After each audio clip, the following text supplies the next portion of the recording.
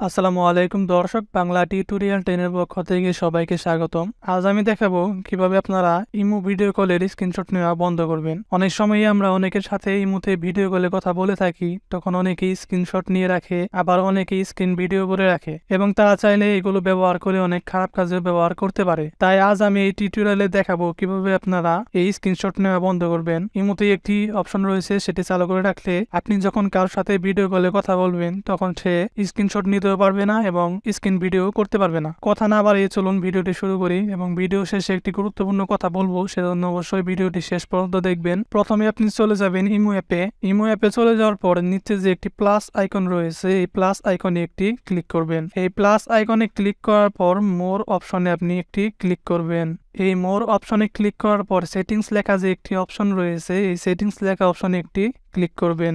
সেটিংসে চলে যাওয়ার পর আপনি প্রাইভেসি লেখা নামে একটি অপশন দেখতে পারবেন, এই অপশনে আপনি চলে যাবেন। প্রাইভেসিতে চলে যাওয়ার পর এখানে দেখুন ব্লক স্ক্রিনশট ফর কলস নামে একটি অপশন রয়েছে, এই অপশনে আপনি একটি ক্লিক করবেন। এই অপশনে ক্লিক করার পর আপনি এখান থেকে এটি চালু করে দিবেন। এটি চালু করে দেওয়ার পরে কাজ শেষ। এখন থেকে যদি আপনি কারোর সাথে ভিডিও কলে কথা বলেন তাহলে সে চাইলে স্ক্রিনশট নিতে পারবে না এবং স্ক্রিন ভিডিও করতে পারবে না। তবে এখানে একটি গুরুত্বপূর্ণ কথা আপনাদের জানিয়ে রাখি, স্ক্রিন ভিডিও করতে না পারলেও কিন্তু তারা অন্য একটি মোবাইল দিয়ে আপনাদের ভিডিও চাইলে ভিডিও করে রাখতে পারে। সেজন্য অবশ্যই সবসময় সতর্ক থাকবেন এবং অবিশ্বস্ত কারোর সাথে ভিডিও কলে পার্সোনাল কিছু শেয়ার করবেন না।